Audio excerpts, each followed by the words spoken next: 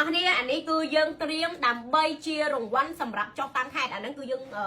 អានេះគឺយើងរៀបចំសម្រាប់ក្រុមការងារចុះទៅតាមខេត្តតាមផ្ទះតាមតូបតាមផ្សារទំនើបតាមម៉ាស៊ីក៏ដូចជា baby store អ្នកទាំងអស់គ្នាដែលមានគេហៅថាតាំងប្រឈរជាមួយនឹងផលិតផលរបស់ Bang Bang អញ្ចឹងត្រៀមខ្លួនទាំងអស់គ្នាសម្រាប់អ្នកតាំងស្អាតជាងគេទទួលបានរង្វាន់